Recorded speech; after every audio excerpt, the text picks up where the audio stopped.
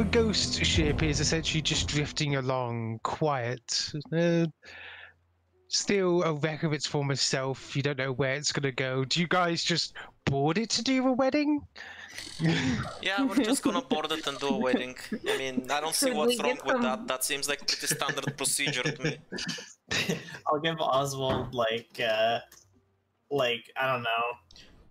I'll give him a bunch of make a bunch of like metal flowers. Give it to Oswald.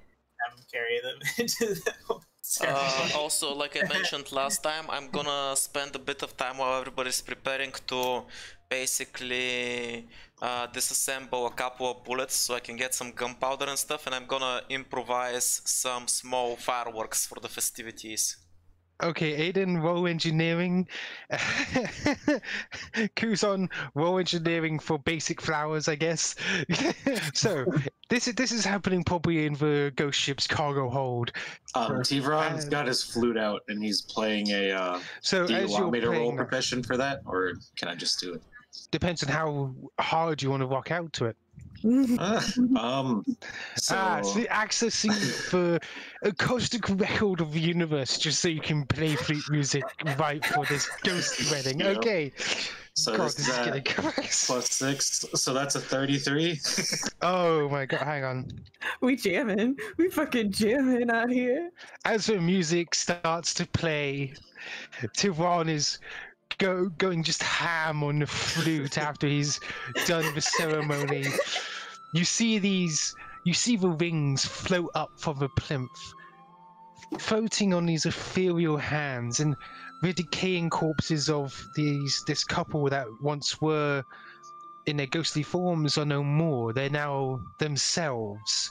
Ethereal light is flowing off of them as they pass the rings to each other, each going on their ring finger. And you see them both smiling, happy, as flowers are being put down the aisle by the load of bottle of Noel on top of them. Prava, you're beside them along with everybody else. And as they turn to start walking down towards the very end of the cargo bay, you see them slowly start to fade as the fireworks that Aiden made start going off on either side, lighting their way to the afterlife. Little bits of flame kicking off and hitting the top of the area. A bit of smoke is around, but it almost makes it seem more ethereal this way as the flute music plays them out, and the last thing you hear of these two ghosts is "Thank you" once again. And the rings drop and clatter to the ground. Hey, So- now it's time for the party part after, right? So, just out of curiosity, I'm assuming Thiveron had to improvise on this one, but usually during a wedding, isn't it like in sickness and health, blah blah blah, and so forth and so forth, so until pressured. death do us part? Like, shouldn't that part be a bit changed? Yeah. In death and in dead, Kuzon's gonna rip the cork off the fancy wine that we got. You I mean, it is a rip it wedding. off, okay. Just It is a wedding. I thought you were gonna make me roleplay it out actually officiating the wedding, so I pulled up a script and everything, and I was panically trying to change it for hosts. It's like, oh no. I mean, that would be a very Not rude thing to prepared. just drop on you.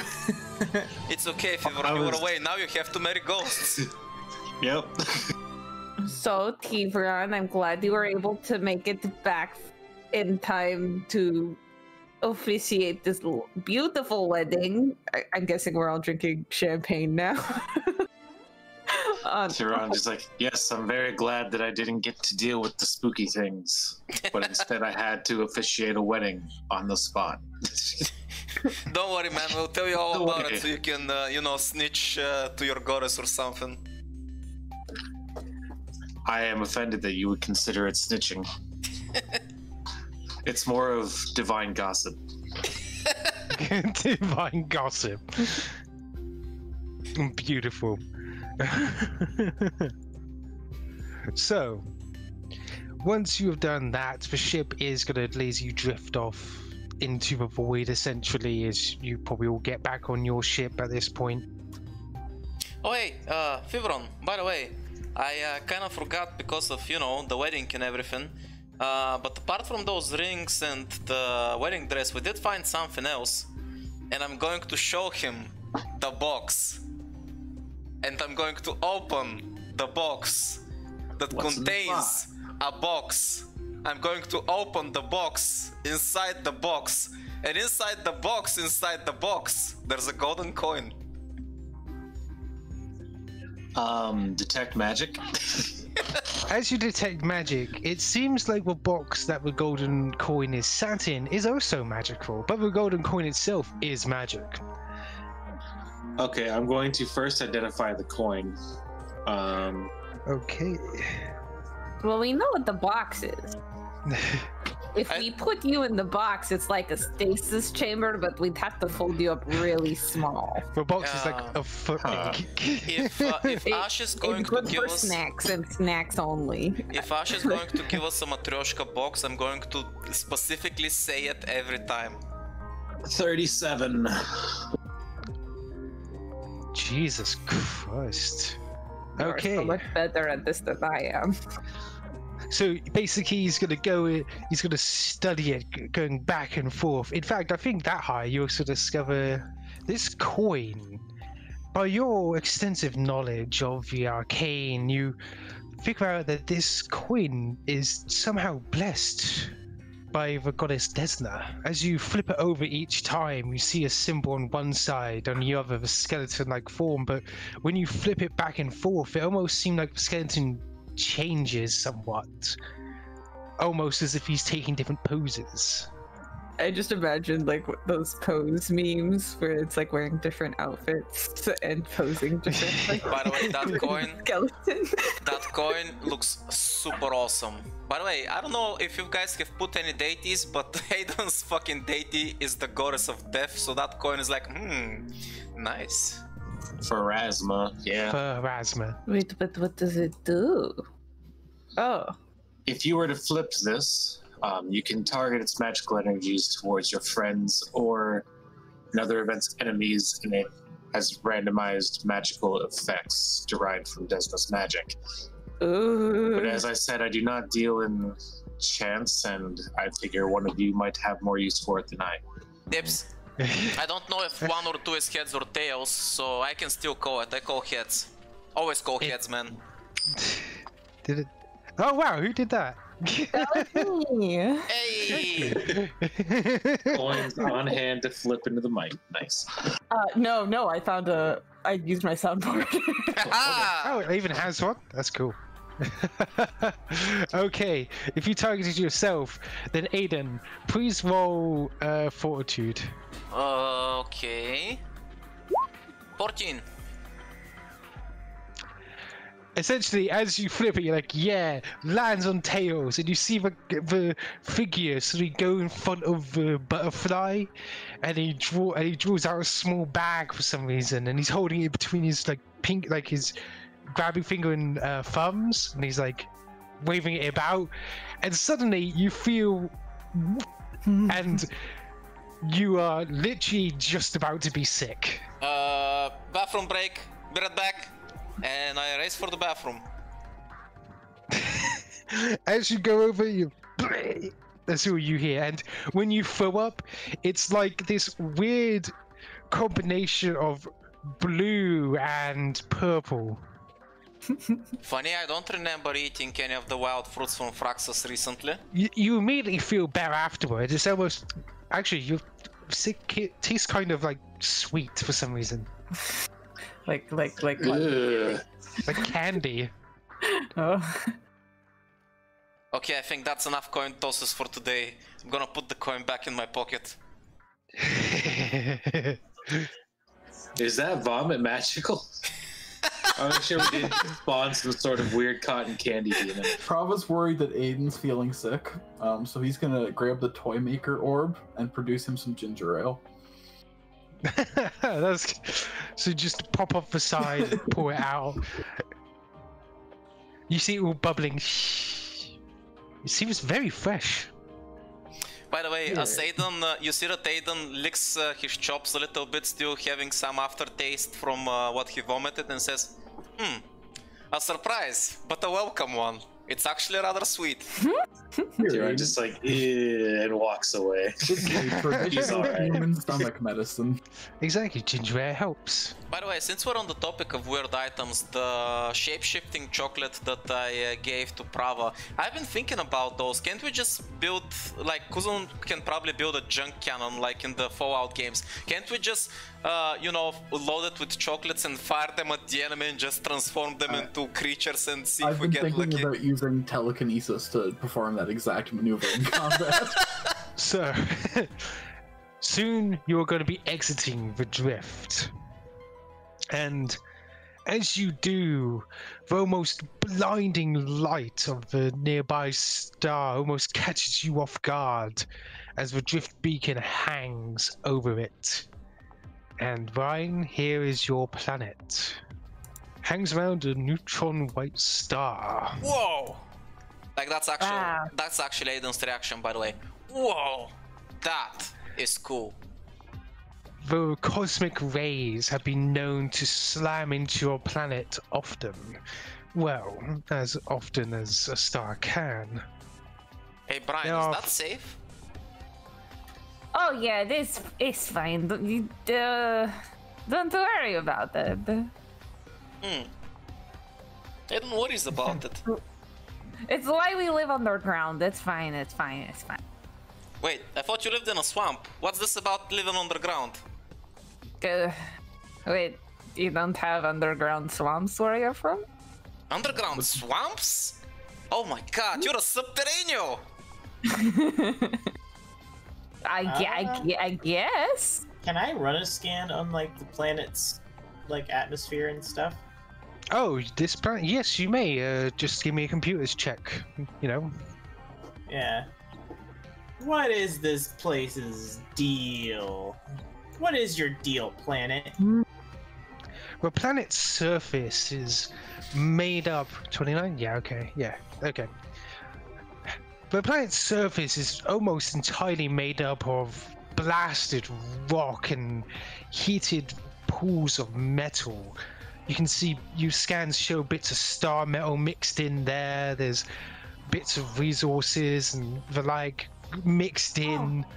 It's like basically if all the underground resources bubbled up to the surface, which you would probably expect given, you know, their weight and the fact the planet's surface is cooked constantly. The atmosphere itself is almost just as, well, toxic as the metal. The air around it is thick, foggy, and filled with small traces of, well, bits of minerals. If you breathed it straight in, it probably would be poisonous to you.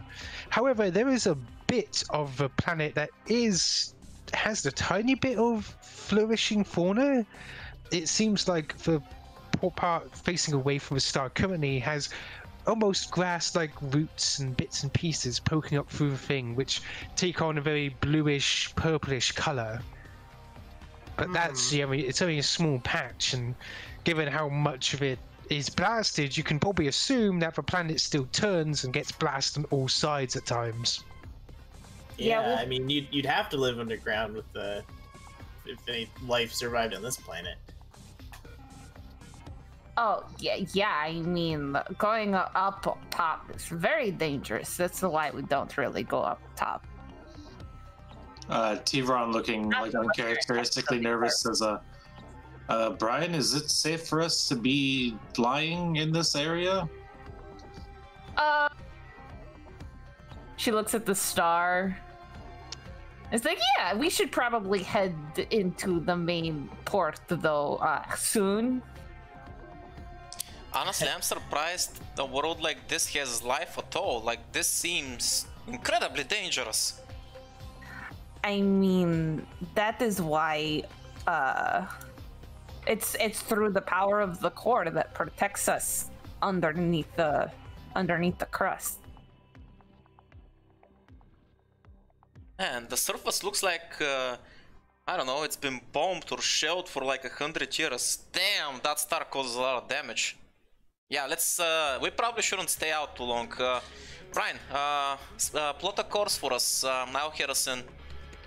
I'll focus on setting up like the shielding, the environmental systems to try and compensate.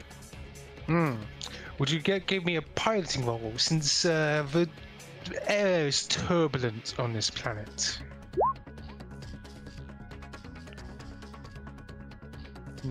Okay. So you are having even a little, for you, they're still having a little bit of trouble as the ship jerks left and right from the chaotic winds going back and forth. And you start getting close to the surface, almost spires of rock seem to be jutting out everywhere, which makes you having to weave back and forth. Thankfully, there does seem to be a beacon guiding you to where you're meant to land. And it seems like almost a sort of bunker-like structure, which slowly opens up its heavy, heavy doors. So, Thiveron, on a scale of 1 to 10, how bad is your world compared to this place so far?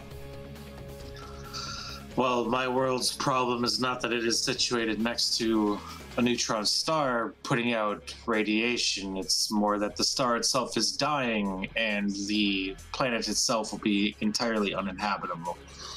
So, I wish my planet got bathed with way too much radiation, says Tim. Yeah. We lack it. Would you like to see the surface of the planet? Yes. I would. If there's patches of star metal, Kuzon's gonna try to come up with like a straw, a giant straw or something he can stick on the end of the ship to slurp it up. Oh, cool! This place reminds me of the dragon spine back home. I love jagged rocks. Well, unless you're falling from a great height on top of them, then it's not so fun. Is that river so silver because it reflects the sky, or is it actually like? It is literal metal. Holy It's shit. still fluid, in fact. Well, mostly. The sides are a bit more solid, but seems like that is liquid metal. Like ore deposits have bubbled up and melted. Hey, Ryan, you can stop me if it sounds like I'm being rude or anything, but have you ever considered that maybe, considering how rich in resources your planet is, if you guys just, I don't know, sold all those resources, you can probably move to a planet that's not so deadly and hard to live on? Oh, it's just the surface that's hard to live on. But we use the minerals and stuff for construction and things. We're not part of the Pact World, so we're not open really for trade with other planets since we're so far out. But when we do trade, it's nice, but we don't have how would you say? We just haven't had an opportunity, I guess. Yeah, that's fair, I guess. I guess the first opportunity you got was because of the Reed Foundation, and that didn't exactly work out for you. No, not great, to be honest. Oh, we're very good at we want to promote trade and stuff, so we're very hopeful that ships that do come will come back. That was a missed opportunity. We probably could have taken trade stuff with us. I mean, I've got 5 gallons of ginger ale here. If it's Speaking of which, Brian, what exactly would your people need if you could trade? What would we need? I mean, we're pretty self-sufficient. We've had to be, but we haven't had much access to other technologies just because we get all of our stuff here is pretty old, and we use magic from Anama and stuff to help us modify it and keep it up to date, kind of thing. But considering you can't exactly enjoy a normal sun and stuff, I wonder if some of Kuzon's lights in his room, since he's being called scaly and likes desert and stuff, I wonder if your people would like to have some of those, just for variety, I mean, everybody here, all the species and stuff, we've grown under the ground. Actually, all this direct sunlight, that's why I wear part of my mask has filters on it, because it hurts my eyes. I'm used to living pretty, mood lighting, if you will. I guess that makes sense. You would adapt if you've lived like this for a while. Well, there's only a few examples of like Brian's race here. Like they're mostly other alien workers on the surface. They basically help things. You can only really see two, and they're off in the background. Like they're literally off in their own little corner. I know that there's not a lot of ships here, but is it normal for there to be so little people here?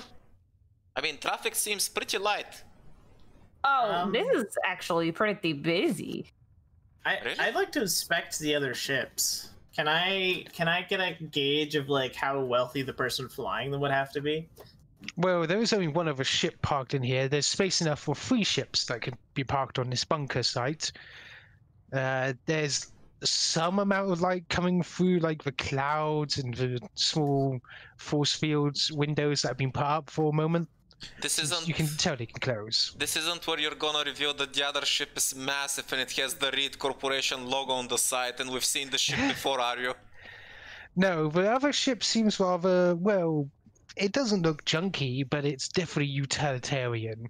It seems very cuboid, it's got engines and everything like that, but it's not styled like yours. Your one stands out much more than it does. Well, it's a good thing it has engines, because I was... Otherwise, fuck that ship if it doesn't have engines. It basically...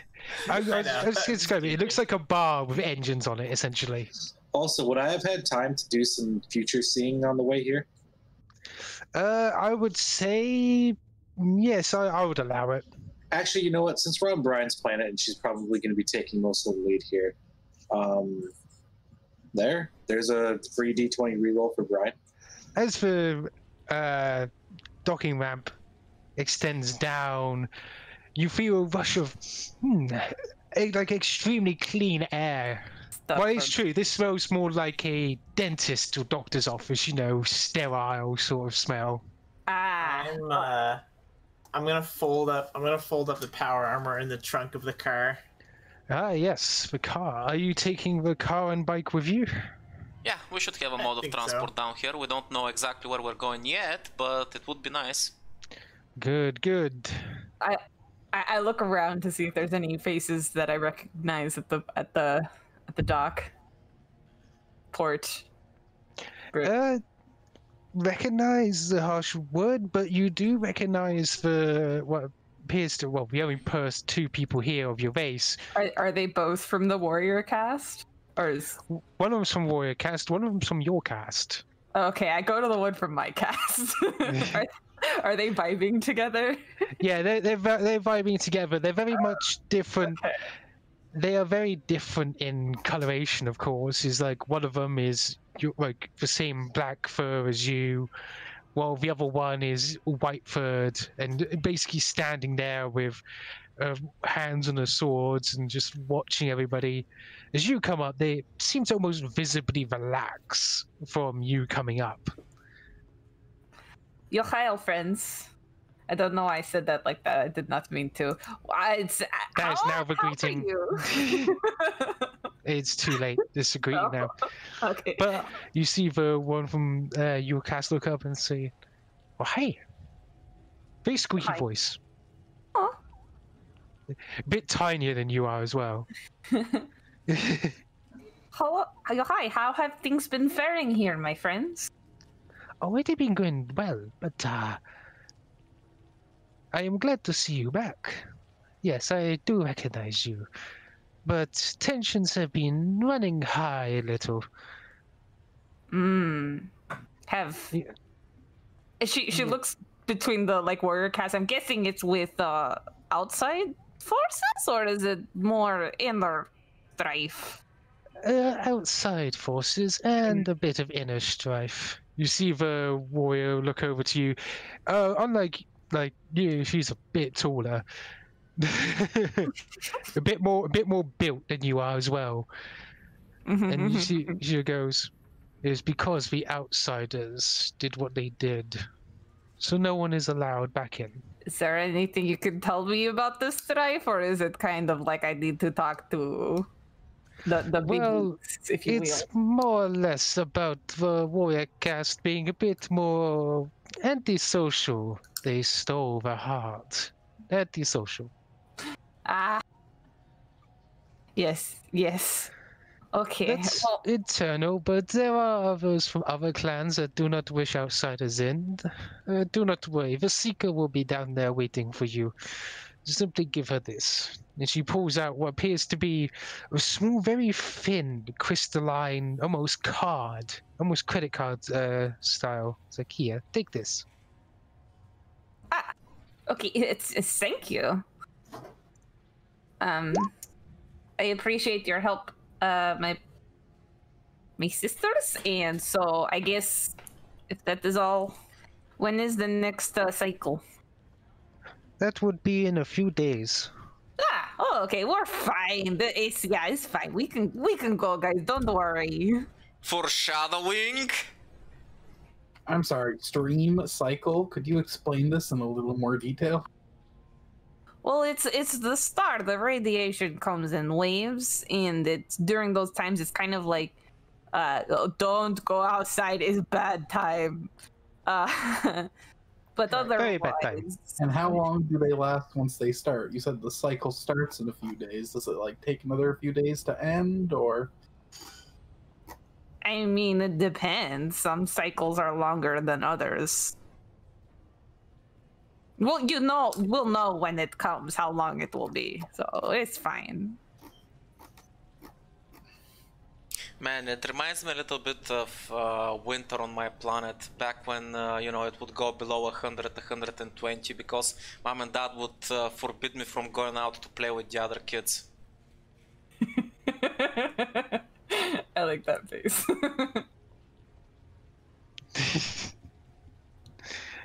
She's got a permanent frown as she's looking at everybody. But yes, do not worry. There's not much here. There are a few gift shops and the like, as they call them. But they should be fine. By the way, Aiden frowns at her too. She's frowning back. I out-frown her. Roll for frown. Just frowns back and forth. He's like, I see you have your own warrior cast bodyguard, princess. My one is frowny as well. Yeah, I tried to get him to lighten up a little bit, but you know how they are. I understand. Do not worry about it. See if everyone agrees he gets it. You have two frowny warriors, and he is also white-furred. I see. From the warrior cast as well. Wait, how is he glaring if he can't see? He's still frowned. He just furrows his eyebrows and frowns. When Thiveron joins me in the frowning, Aiden just casually, while still keeping up his frown, offers him a high five, realizes he can't see it, so he, with his other hand, grabs Thiveron by the wrist and high fives him using Thiveron's hand. Sends you a telepathic message. Nice save. Yep. Nailed it. Oh my goodness. Kuzon is gonna ask if he can, if they have like a facility that I could park the car and try to weatherproof it. Well, of course, there is a trader currently parked here. It's that I do not mean to be, as some people say, racist, but I do not know what's called. That thing, one floating over by the shop. And you see this almost mass tendrils and flowing ganglia just floating near the shop as if, oh, interested. Is that a beholder? I think I've heard of them when I was back in school and some nerds were playing some weird game with dices. It is fine. He is pretty. You might as well keep him around. Thiveron's just like, oh, but I love that game. Where all you do is tell stories and roll dice. Yeah. Actually, is that why you hired these people? They are all very pretty. They are. There's a lot of very interesting types of people once you go into the packed world. It's like a whole little like hodgepodge of just very pretty looking creatures. Oh, I'm pretty. That reminds me, what exactly are your people's standards for, well, beauty, Bryn? Because, I don't know, I mean, we seem to be very varied, we don't really pay attention, but What do you guys like? It's all about the horns. Ah, I see. Oh, well, the horns. I can relate to that thing, because, you know, most dragons have horns. Aiden not understandingly not understanding anything. Speaking of, as they're all having a conversation of why why they think they're pretty, you have as you get closer, you see this creature. You see it floating around the shop, reaching out of its tendrils and grabbing one of the things and leaving money on the counter. You just see it. I roll a culture check to see what that is. Yeah, you may. Oof. Sadly, you don't know. It's just gangling everywhere. You can't get a good like reading on it. I just walk up Mad to jangle, it bro. and just be like, Are you the mechanic here? It turns around towards you, almost like twisting its whole body before lowering itself down, its tendrils spreading out a bit. You see it look towards you, and it goes, "Yes, I am the one that brings the parts." I kind of was just like, do you have any resin that I'd be able to use, or any kind of coating I could use to protect my car from metal particulates? Ah, yes. I am the one with such merchandise. We can do trade. I'm going to nudge Thiveron and say, oh great, we found this planet's version of Mo. Can I roll like a profession check to see if there's anything that I can trade from my shop, and just do like an engineer mutual trade of like parts and stuff? You may. Yeah, so I think this is a situation where my profession probably comes in. I'm just gonna be all like, yo, work with me, I work with you, eh? Gonna work with that, gonna work here, gonna work there. How is it? Yeah, he's a mechanic. I don't even. I just talk to him like he's like he's one of the guys. You know, he's in the know. You could probably trade your camouflage membranes for it. Because the camouflage membranes we have is just the. They're the it's cloaks just you for- wear. Yeah. I'll Cloaks you can wear. I'll do the trade in and just speed up the process. If there's like an installation or anything that has to be done, Kuzon will help him get the car suited up to speed up the process along. You could see him like, yes, this will do. I shall be the one who helps now. And you see him like drifting off to the side. Whoa. Is he probably trying to like figure out how his levitation works? If it's like magical, or if he's just like lighter than air? So in the process of testing that, Prava's gonna like tug at him telekinetically to see if he is light enough to move. Oh, hang on. I'll roll fortitude just to see. I was going to ask, like, Prava, any idea how the hell that thing floats? And as you do, you see him like floating up, about to float up, but then when you pull him, he's like, whoa, like off to the side, like he almost flies away, like pulling on like a helium balloon. It's like, whoa.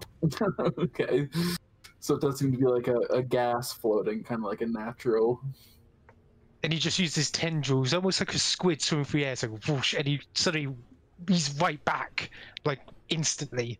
Like that much speed with tiny claws on the end of his tendrils stopping him across the ground. It's like, I apologize. It seems like I miscalculated.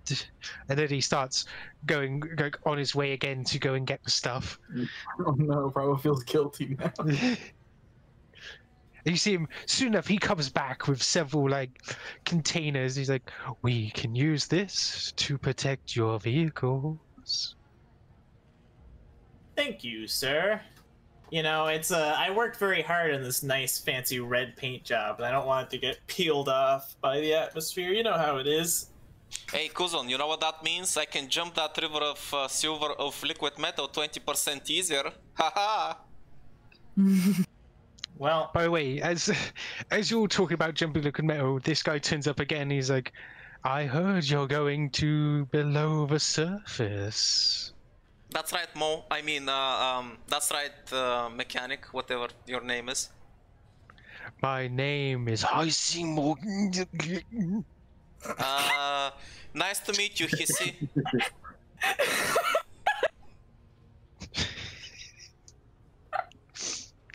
Oh, this is why I'm usually muted. You had a stroke in the middle of saying. your name. Parts of the human voice and the jellyfish noises, alright? Look, just call him Hissy, alright? It's easier for everybody that way. I welcome this nickname. See, he likes it, it's fine. But I heard that you will be heading below the surface. I would like to warn you that it is toxic down there. You may need to ready thyselves. Yeah, I'll take the shots. It's a good idea. By the way, just out of curiosity, for this guy... Oh, he's back. For his people, I still don't know exactly what he is, but do they have any Korean dramas? Because I suddenly have an urge to watch one of their Korean dramas. Maybe. Do you know what Space Korea is? You can see, like, as you come up, the doctor is like this very aged and wizened, like, human male. He's got a beard almost down to his, like, knees. He's like, you want your vaccines? I'll take that as a yes. Come here. He pulls out a needle. You can put it in the stasis box to keep them funky fresh with the snacks.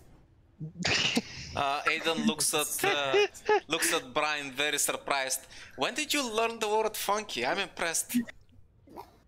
Wow, been in the backwards for like a few weeks and you're already picking up the lingo. Nice job. I like to stay hip and happening. I like these new words like PogChamp. Okay, now you took it too far. You've been reading you Prava's took it too chat far. too I'm much. taking your license away. You're not allowed to use those words anymore. You took it too far. No, but I need to use my emotes. How else will I PogChamp and LOLW? We don't use that first one anymore. It was a whole thing. Everybody agrees that was a one-time thing and it was a mistake and we just want to move on from that now. It's like, it's a frog, just like ones on my planet. Oh, look, use doggers now, and Prava sends her like a little Thiveron thumbs up emote. God, that's such a kappa move to make. Hopefully we won't need this stuff, you know, but better be ready, I guess. That is always the hope. Do you need any more assistance? No, I think we're good. Thanks a lot for all your help. That is no problem. Enjoy your time on the planet. Thank you, Captain. I appreciate it. Some Also- toxic plants are the most beautiful of all, Aiden, like mistletoe or like nightshade. Also, stop moving over the place and hiding over there when I'm being mad at you. He's actually going around your group, but he's like, he actually floats at the Prava. It's like, I was wondering something. Of course, what? It is embarrassing, but could I have an autograph? Oh my God, gosh, he's a of fan. course. It's always so nice to meet a fan. I am ecstatic. Thank you so much. Do you ever post in chat? What's your name? Yes. My name is Quintessential Jelly. Oh, Quinty, I remember you. You've been following for a while now. You remember me. I am so happy. Yeah, Prava signs whatever he produces, like anything he's got, and he'll do multiple signatures and sit here all day and sign. He's happy to get his stuff signed. Dancing. You see him like all pleased. He makes sure to hide it within under the little flaps under his head. He's like, "Thank you so much." Of course, tune into the stream. I'm going to be streaming our whole trip to, the under the surface. So if you look at the next few days. I am glad I could have helped you. Do you want to take a picture together before we go? I would be amazed and ecstatic. Yes, please. He's like, he floats up next to you. So can I have everyone else in the picture as well, if it's not too greedy to ask? I would love to be in picture. Alright, group hug everybody. Here we go. Bring it in. I'm gonna give him some bunny ears. I'll position the power armor in the back, so it's just like giving Kuzon like the bunny ears on his head. So everybody's giving bunny ears, everybody. Does Thiveron join in the group photo as well? And Thiveron just kind of like hangs off to the side, begrudgingly put his arms around the arm around the person next to him, but doesn't realize where the camera is, so he's like looking off. In that case, I'm gonna yank Thiveron closer, and one of my arms gives bunny ears to the jelly creature, the other one gives Thiveron bunny ears, which is weird because he already has wolf ears. Now he has bunny ears too. Yep. As the picture's taken, you can see him very ecstatic. He's like, "Thank you so much. It means a lot to me." Anytime. Do you mind if I post this picture on the site? Of course, I will send it to you. You see him like happily floating back and forth. He seems very pleased. Yeah, to Prava, this is like meeting an online friend in person for the first time. Like, yeah, I talk to this guy all the time. Wow, it's so nice to actually see him. Long time fan. So, are you guys going to be heading off into the surface? Yep, sounds good. Back to the game. So, you guys are going to start heading out then? Yeah. You can see Hesse, as you've nicknamed him, waving like all happily as you're all about to head off. Bye, look. Nice to Oh, actually he's all happy about this. He can't wait to go and see your stream. Such a sweetie. So then, since the car has 4 passengers, who's going on the car and who's going on the bike? I think Aiden's on the bike and the rest of us are in the car, because I have room for 4 passengers. Kuzon and Aiden are the 2 that are good at piloting, so that sounds like the plan. Okay. And Aiden, where is Noelle still on your data pad? Oh yeah, she's coming with me. Or at least for connection. You ready? This is your first big road trip. I know it's not exactly, wind in your hair and sun in your eyes, but radiation and metal rivers will do. The car does have a computer on it. Oh yeah, she can easily appear on your car as well then. So, as you head out into the thick metallic fog, it's almost definitely silent. You can hear bits and pieces of cracked rock off in the distance, the sound of cooling metal creaking. And as you start heading on down, you follow the directions that you had been given by the port authorities. This is only my second time up here. It's so interesting to be on the surface. You can see the spires of rock twisting in unique ways, basically showing where the cosmic light has bent it and forced it out of position. So this was all done by the sun. Prava's like looking at this like almost for inspiration, kind of seeing like what the sun can do to like change the world around it. Basically use erosion and stuff. But as you are directed towards a cave-like system that's overhead. Noelle does point out the cave system, even if you can see it directly in front of you. You life bubble, gotta make just throwing that out there. Aiden, you do get a report that apparently there was a sick ramp that could make you leap off and into the tunnel. I'm already going there. Roll me piloting. As you leap off the tunnel ahead of everybody else, you just see Aiden's bike go vroom. Prava's like leaning out the window to get this on video. Basically, he drove across. As I see that Prava is gonna take a screenshot as I'm flying through the air, I wanna let go of the handlebars and I'm gonna hang on to the wheel and I'm gonna do a Superman fly in the air. So I'm basically grabbing onto the seat instead of the handlebars, and I'm plunking midair like I'm Superman flying through the air.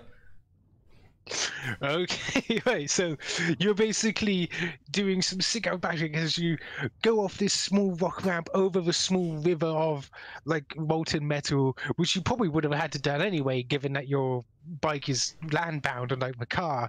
And as you fly up, you go into the tunnel.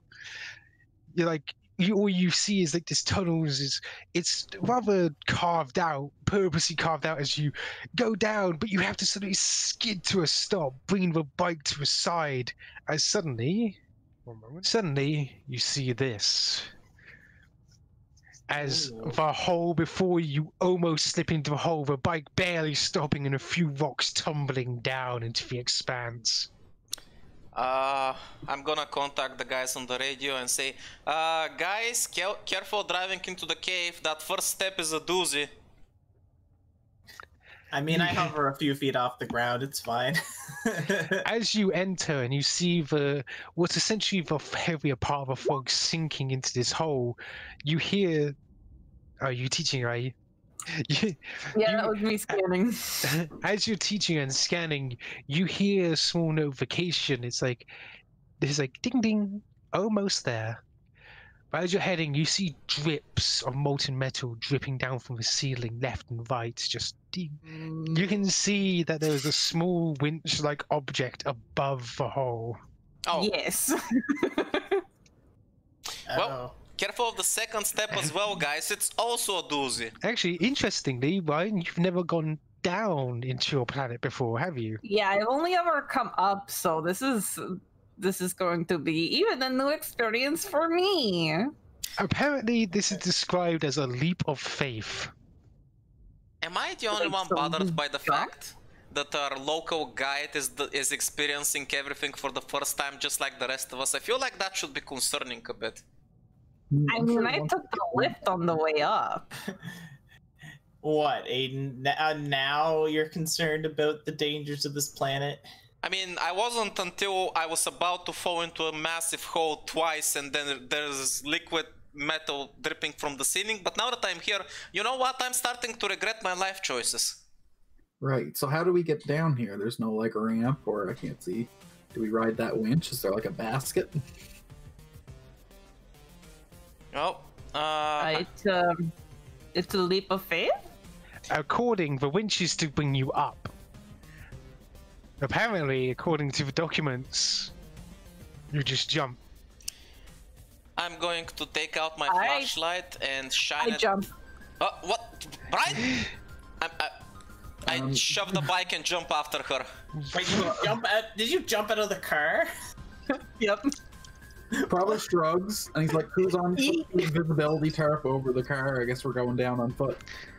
And Prava jumps. By the way, before you exit the car, Kuzon, Noel does basically like start moving the car along towards the hole. Like zin, zin, zin. And you just see her nudge the bike. You see her nudge the bike as well, and both just go. Woof. You're in the car. Oh no, I did say that Aiden pushes the bike in after jumping after her. Aiden, you're a bad influence! As you're falling through the almost tube-like thing, you just see the different bits of fog rush past you. You break through layers and layers. You don't know that a part of it may be the ground as you hit another layer, but it splits apart, revealing yet more tunnels. You see that little bits and pieces of a honeycomb around you seem to be connected to those other tunnels before. This one, though, has been bored clean as you keep on falling.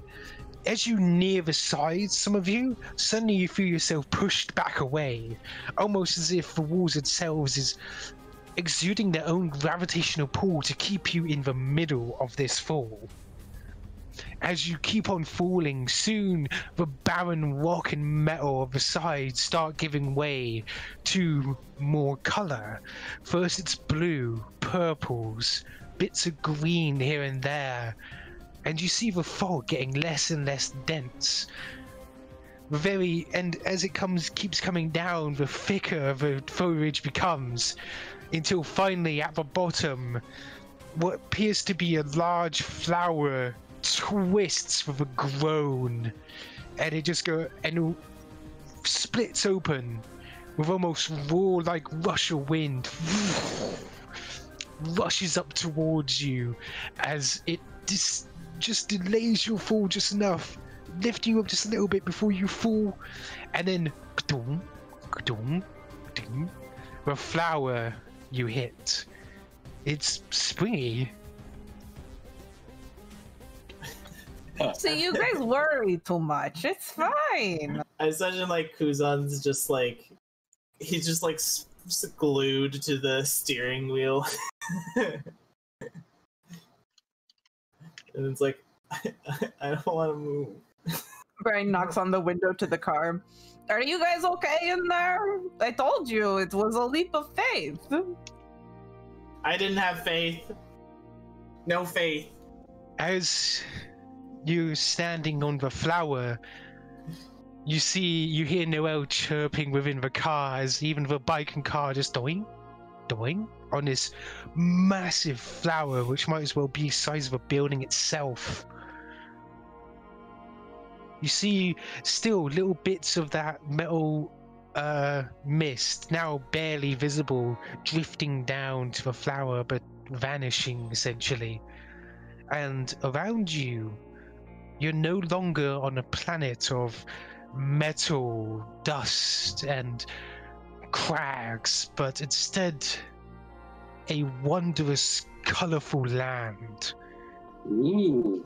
Filled with different bioluminescence. Above you almost seems like the stars themselves are perfectly aligned above you. You can see the giant mushrooms before you have appear to be water, but far more viscous, dripping down into almost a lake. Huh.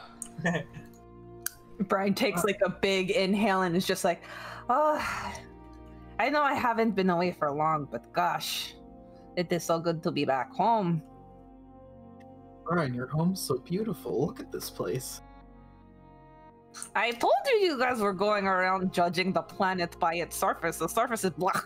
Nobody goes there. By the way, Bryn, as you breathe on in, the sweet smells of this place once more return to you. It's home. It's nice and familiar, and it's just it smells good compared to the clean air back at the bunker. Can I take a perception to see if there's like any life going around, like any creatures or anything like that? Sure. Whoa. And yeah. Oh, very nice. As you look around for what you could describe as life, you see off in the distance what appears to be giant toads. You probably remember Bryn describing it before.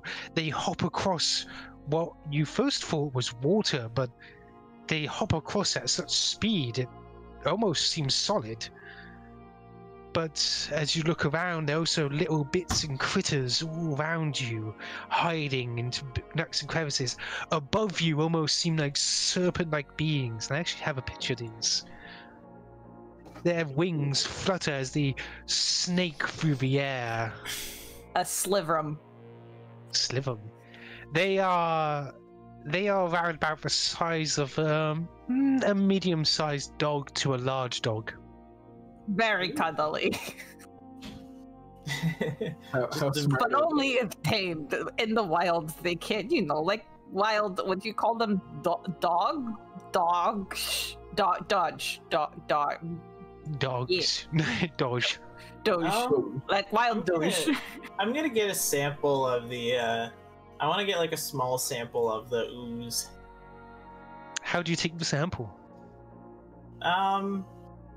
I mean, I guess that is a good question. I don't usually think about like, oh, did I bring jars? I don't usually think about that, so maybe I can't.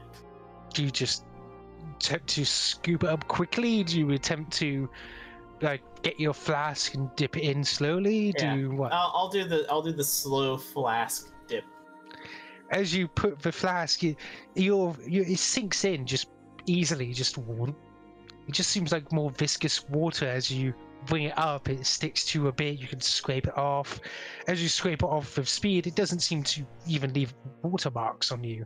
As you tie it up, and you got a flask of this viscous water Yeah. or liquid. You shouldn't touch stuff like that with your bare hands. Ask me next time, and I'll make you like a tool. I assume I use like my metal arm or something. Like, it's fine. It's fine. At some point, I wanna just like scan it using physical science to see what the chemical makeup of this is. If it's like water components and stuff like that. At some point. Wait, Brian, you would know that you drank this stuff before. Like, this is essentially your liquid, like your water in this planet. Oh, then I freaking take a swig of that shit, yo. So you just, like, some of it's coming off one of the mushrooms, one of the strands, you just scoop it up. It looks a bit viscous, but as you pour it in, it's just more watery. So you know for a fact that you have to scoop up gently, as if you impact it hard enough, it basically resists and almost turns solid. So it's Essentially. like a non-Newtonian fluid, like when you apply force, it like reacts, it like pushes against you.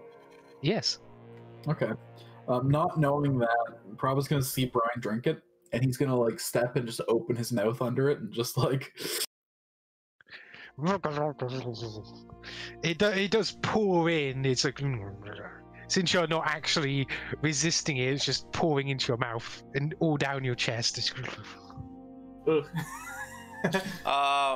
That is definitely one way to drink it. Just Good so thing you got your shots. just so we're clear, nobody is taking pictures of this, right? Because I feel like Prava's followers are probably going to have mixed opinions about seeing him and what he's doing right now. Isn't he streaming? There is a net connection down here, actually. Brian would also know that the bunker provides basically a connection from the bottom to the surface to the beacon. It's a little delayed, sure, but... Does it just taste like water, or does it have like interesting flavor? It does have an interest. Think of it like herbal water, kind of like it's got a taste of like different spices. Some have a little bit of flowery texture. Depends on where you drink it from, really. Guys, it tastes kind of like a tea. It's like a plant blend. You should give this a try. So I have traveled my area a lot because, you know, a princess, as you say, must know her domain. But this is more of the outer reaches. I've only traveled this area, you know, once on my way out. And it was fine, so I assume going back it will be fine also. Sure. You at least like know enough of the common sense around here that we can like, you know, negotiate the locals without causing trouble. Oh yeah, that for sure. That diplomacy between people is very important. I only have a -1 to diplomacy. It's fine. You see that Aiden nods understandingly at you. Oh, I certainly gained a lot more respect out of hearing respect for you after hearing that. Sometimes you just gotta leave to make a difference, you know? Exactly. You know, sometimes your family wants for you to go a specific path and you think there's a better way for you to help. So here I am. Absolutely, I completely agree. And you know what's the worst part? When your so-called colleagues and friends decide that, hey, let's meddle in your personal affairs and get you back forcefully to your parents when you're not ready to go back to them. But what kind of people would do that to you? And he looks begrudgingly to the rest of the party. You say that like you didn't have fun too. Yeah, it was a great experience for all of us. What are you talking about? I got to meet some of the sweetest people. Out of character, because Aiden pretty much did the same thing. He left his home without telling his parents because he didn't want to go down the path they had set out for him. That's why he's got a lot of respect for Bryn right now. Oh. Is Rory watching the stream right now? It seems so, yes. You do get about a minute out while you're walking. You do get a donation of about 100 credits from her. It's probably something nice for Aiden to cheer him up. How's Prava looking, by the way? Is he looking fine? He's looking just fine. Huh. He's not even wet, because he could just wipe off the stuff. But yes, as you're traveling, you do see this figure watching you. Considering I've only met one other person from Bryn's people, and she had a thing for frowning and looking at you menacingly, I'm gonna assume that that's her culture's thing. So when I approach this woman, I'm not gonna say anything. I'm just gonna frown at her and look at her menacingly. You can't tell she's frowning. Carry on, Bryn, sorry. Oh no! I mean, you've met two of my people, and one of them was frowny, and one of them was not frowny. So I don't know why He only remembers bad experiences with other races. It's just the way his mind works. Oh, I see. It's not easy being superior to other races.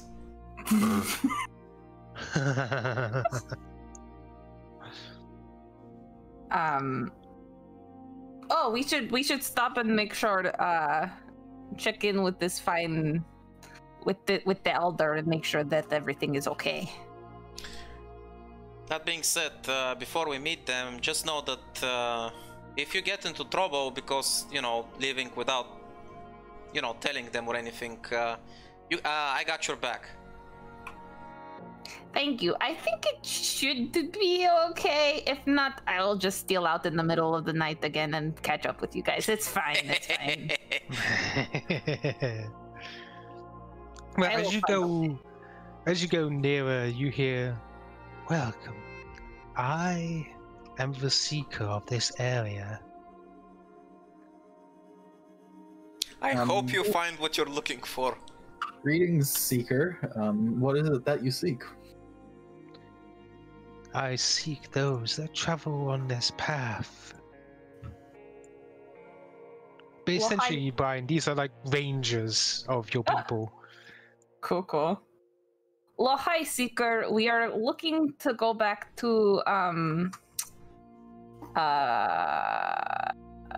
coming up with a name. It's okay, child. You've been away long. I forget these things, and all I have in my head is poggers. as you're thinking of nothing but poggers, the rest of you do spot something. You spot two of these flanking her. Oh, that's a You cute sway. You couldn't have seen them before, but luckily. We're heading toward Locknib. Locknif. I see. You bring outsiders. Oh, gee, what gave us away? Yes, we have come to aid. We have come to try and right the wrongs that the outsiders before had made. Then I wish you luck. I will warn you. They are not as settled today. You may continue at your own risk. Have the warrior clan moved out more into this area? Should we be? I heard that there has been some unrest. The unrest simply caused the warrior clan to, I will dare not say neglect their duties, but the Halak have been more numerous. If you remember, these are essentially like the, I won't say savages, but essentially like the goblins, stuff like that. These are the main threat of your planet. These semi-intelligent, tribalistic, like, I have enemies. 2 jobs, and one of them is to make sure that we can actually move through our planet without the Voklock everywhere. What the heck? I am sure you and your friends will be able to deal with them. You seem capable.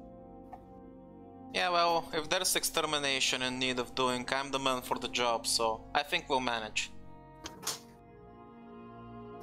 She gives a small nod.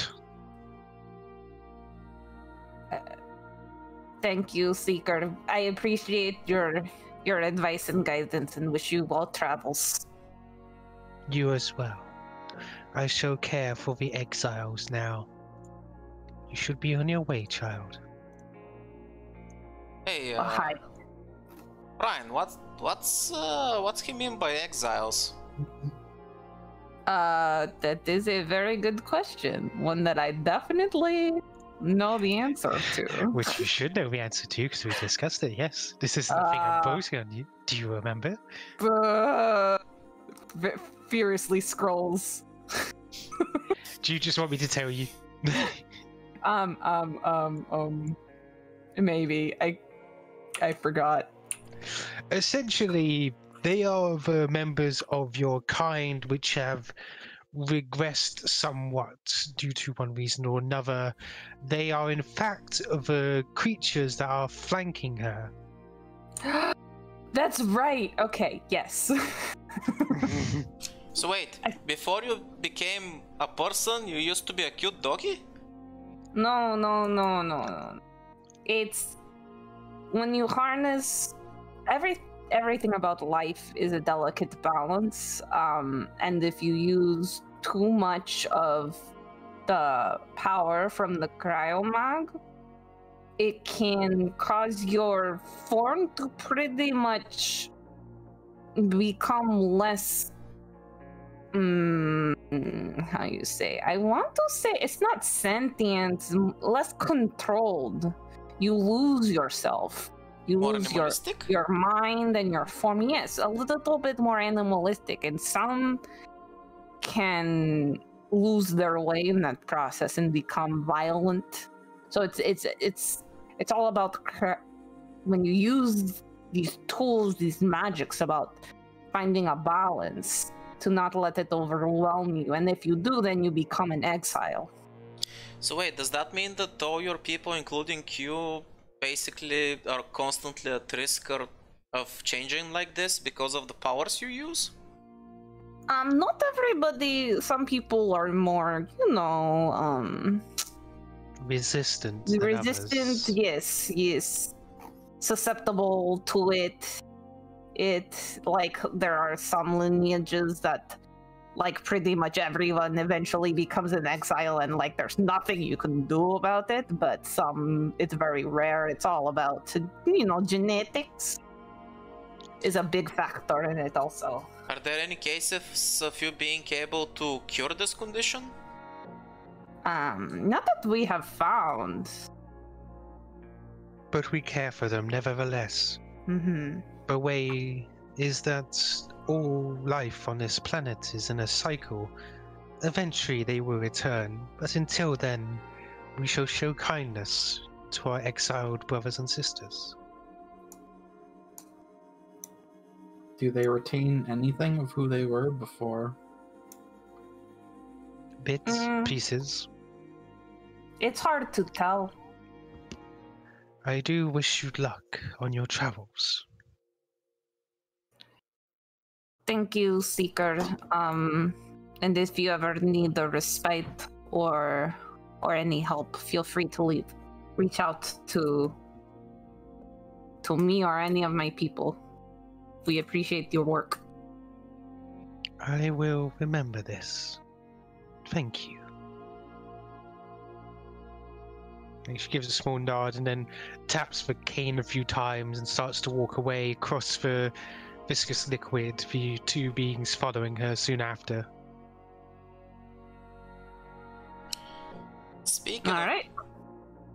Speaking of bringing as we watch her walk away, speaking of bringing technology to see if we can't help your world and stuff, apart from, well, this particular issue, might I suggest the second piece of tech that your world desperately needs? And I look back towards the flower.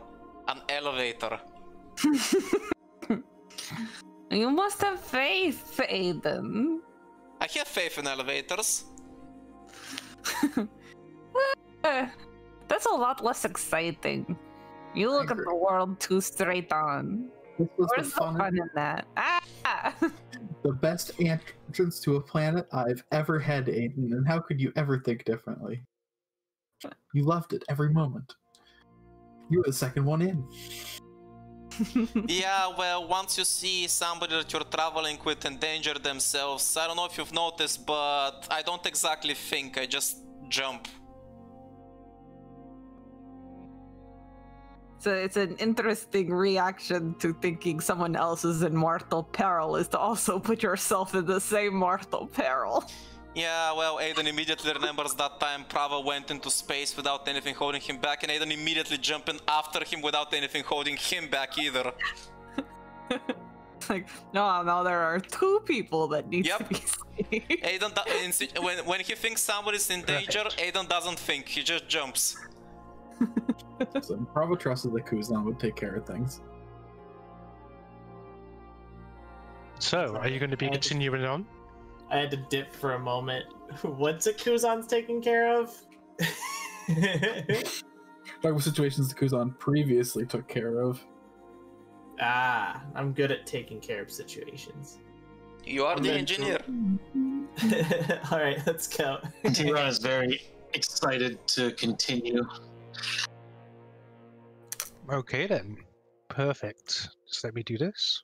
He's taking meticulous mental notes about the ways of your people, Brian. Oh. Rude. Prava is going to start, like, trying to fish out cultural information from Brian at this point. Like, you know, when we meet your people, like, what's the customary greeting? What's the... Lohai, and then Lohai is kind of like a hello, goodbye, thank you. It's one of those words that means lots of things. It's very good for foreigners because then you can just use like that one word and it means mostly whatever you want. Gotcha, it's just the inflection I use it with. It's contextual. Very Exactly. Our tokens are already here. God, that's so convenient. I love that. Can I, like, abstract and, like, make a cultural check to see how much information Prava would get out of her and, like, how good he's going to be in future diplomacy with these people? Sure, make a culture check. Okay, not his... literally rolled a 3. Not his best work, but... Well, the best you know is that they generally seem like very attached to their planet. You know, they're very much about the circle, the respect you must give to life, all that sort of thing. Okay, gotcha. Hippies. Though they are also in the hippie way that, hey, if you die, you're just going to come back. So... So you've probably seen Brian do it a couple times already. So wait, have we learned something new about Thiveron? So he's like, fuck tourists, and now he's like, ah, hippies. Oh my god.